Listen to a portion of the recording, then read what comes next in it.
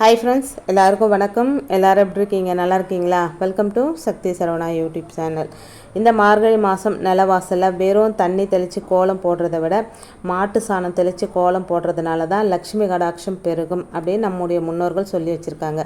ஆனால் அதுக்கெல்லாம் இப்போ வழி கிடையாதுங்க. நம்மள எல்லாருக்கும் இந்த மாட்டு சாணம் கிடைக்கிறதில்ல. அப்படியே கிடைச்சாலும் நம்ம ஃப்ளாட்டில் தங்கியிருக்கிறவங்க இந்த சாணத்தை வாசலில் தெளிக்க முடியாது. என்ன செய்கிறது? இந்த காலத்துக்கு ஏற்றது போல் நம்முடைய சம்பிரதாய முறைகளை சுருக்கி ஒரு வழி உங்களுக்காக சொல்லப்பட்டிருக்குங்க. அது என்னன்னு தெரிஞ்சுக்கோங்க. நீங்களும் இந்த முறையை பின்பற்றி பாருங்கள். உங்கள் வீட்டுக்கும் இந்த மார்கழி மாதத்தில் மகாலட்சுமி கடாட்சம் நிறைவாக கிடைக்கும். அது மட்டும் இல்லாமல் இந்த தண்ணீரை வாசலில் தெளித்தா, பசு சாணத்தை வீட்டு வாசலில் தெளித்த பலன் நமக்கு கிடைக்குங்க.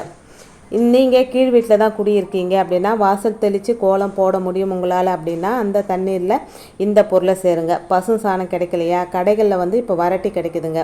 அந்த வரட்டியை வாங்கி வச்சுக்கோங்க. ஓமங்கள் நடத்தும் போது இந்த வரட்டியை பயன்படுத்துவாங்க இல்லைங்களா, அந்த வரட்டி. அதுவும் நாட்டு பசு வச்சுருக்கவங்க வீட்டில் இந்த வரட்டியை வாங்கினீங்க அப்படின்னா ரொம்ப ரொம்ப நல்லதுங்க. வாங்கி வச்ச வரட்டியிலேருந்து ஒரு சின்ன துண்டை உடச்சி வாசல் தெளிக்கும் தண்ணீரில் கலந்து வாசல் தெளித்து நம்ம கோலம் போட்டுக்கலாங்க.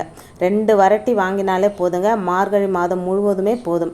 அப்படி இல்லை உங்களுக்கு கோமியம் கிடைக்குமா, அந்த கோமியத்தை எடுத்து நிலவாசலில் தெளிக்கும் தண்ணீரில் கொஞ்சமாக கலந்து வாசலில் தெளித்து கோலம் போடுங்க. இது ரெண்டுமே உங்களுக்கு கிடைக்கல அப்படின்னா வாசல் தெளிக்கும் தண்ணீரில் கொஞ்சமாக மஞ்சள் தூளை போட்டு அதில் கொஞ்சம் பச்சை கற்பூரம் மிக்ஸ் பண்ணி கலந்து நிலவாசலில் தெளித்து கோலம் போடுறது ரொம்ப ரொம்ப நல்லது தாங்க. சரி, எங்கள் வீட்டு நிலவாசலில் தண்ணி தெளித்து கோலம் போட முடியாது, நாங்கள் ஃப்ளாட்டில் இருக்கிறோம், நாங்கள் என்ன செய்கிறது அப்படின்னு கேட்குறவங்களுக்கு நீங்களும் அந்த நிலவாசல் படியை தினமும் தண்ணி போட்டு துடைப்பீங்க இல்லைங்களா, அந்த தண்ணீரில் ஒரு சிட்டிகை மஞ்சள் பொடி போடலாம். உங்களுக்கு இந்த வரட்டி கிடைக்கும் அப்படின்னா அதை ஒரு பிஞ்ச் அளவுக்கு போட்டு கூட நீங்கள் நிலவாசப்படியை தொடச்சி விடலாங்க.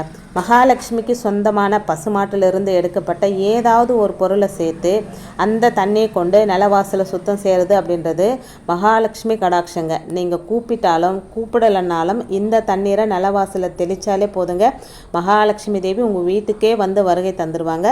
நீங்கள் கோலம் போடும்போது அது சின்ன கோலமாக இருந்தாலும் பெரிய கோலமாக இருந்தாலும் இந்த மார்கழி மாதம் முழுவதுமே காவின்னு சொல்லுவாங்க பார்த்தீங்களா, அந்த செம்மண் அதை பார்டராக போடுங்க. ரொம்ப ரொம்ப நல்லதுங்க. மகாலட்சுமி தாயாருக்கு ரொம்ப ரொம்ப பிடிக்கும். இது வரைக்கும் உங்கள் கையில் தங்காத பணம் கூட இந்த தண்ணீரை வாசல் தெளித்து கோலம் போட்ட பின்ன தங்குங்க. இந்த மார்கழி மாதத்தில் இந்த விஷயங்களை முடிஞ்சவங்க பின்பற்றி பலன் பெறலாங்க. இன்றைக்கி மார்கழி மாதத்தோட முதல் வெள்ளிக்கிழமை. நீங்கள் காலையிலே பிரம்ம முகூர்த்த பூஜை பண்ணுறவங்களாம் பண்ணிகிட்ருப்பீங்க. சாயந்தரம் பூஜை பண்ணுறவங்க ஒரு தீபம், அதாவது நெல்லெண்ணெய் தீபமாகவும் இருக்கலாம், இல்லை நெய் தீபமாகவும் இருக்கலாம். நீங்கள் அந்த தீபம் மகாலட்சுமி தாயாருக்கு ஏற்றிட்டு உப்பு தீபம் ஏற்றுறவங்களா இருந்தாலும் இன்னும் விசேஷங்க. ஒரு உப்பு தீபம் ஏற்றிட்டு அந்த நெய்க்குள்ளேயோ இல்லை நல்லெண்ணெய்க்குள்ளேயோ கொஞ்சம் கல்கண்டு, கொஞ்சம் ஏலக்காய், கொஞ்சம் கிராம்பு போட்டு இன்றைக்கி தீபம் ஏற்றுங்க. காலையில் செய்கிறதா இருந்தாக்கா நீங்கள் செஞ்சுருக்கலாம். அப்படி காலையில் செய்யலை அப்படின்னா சாயந்தரம் இந்த வழிபாடு செய்யுங்க. ரொம்ப ரொம்ப நல்லதுங்க. இந்த மார்கழி மாதத்தில் பண வரவுக்கு பஞ்சமே இல்லாமல் வந்துக்கிட்டே இருக்காங்க.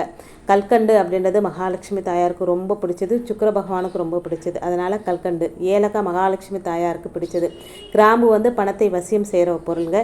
இந்த 3த்தையும் நீங்கள் தீபத்தில் போட்டு ஏற்றும் போது உங்களுக்கு ரொம்ப விசேஷமான பலன்கள் கிடைக்குங்க. அது மட்டும் இல்லாமல் இப்போ தீபம் ஏற்றி வைக்கிறீங்க, நெய் தீபமாக இருந்தாலும் சரி, நல்லெண்ணெய் தீபமாக இருந்தாலும் சரி, அந்த தீபத்துக்கு முன்னாடி நீங்கள் உட்காந்துருங்க. உட்காந்துட்டு மனசுக்குள்ளே ஏதாவது ஒரு கோரிக்கையை வச்சுக்கோங்க. இது நடக்கணும், 3 நாளுக்குள்ளே எனக்கு இது நடக்கணும் அப்படின்ற மாதிரி ஒரு கோரிக்கையை வச்சுட்டு நல்லா உள் மனசில் ஆழமாக பதிய வச்சுட்டு அதுக்கப்புறம் கொஞ்சம் நேரம் அந்த தீப ஒளியை பாருங்கள். நீங்கள் மனசில் என்ன நினச்சிங்களோ அது கண் வழியாக அப்படியே அந்த தீபத்துக்குள்ளே போகிற மாதிரி ஒரு 5 நிமிஷம் அந்த தீபத்தை உங்கள் மனசுக்குள்ளே இருக்கிற கோரிக்கையை நினச்சிக்கிட்டே பார்த்துக்கிட்டே இருங்க. அந்த கோரிக்கை மனசுக்குள்ளே சொல்லிக்கிட்டே இருங்க. தொடர்ந்து 3 நாட்கள் நீங்கள் இந்த மாதிரி செய்யுங்க.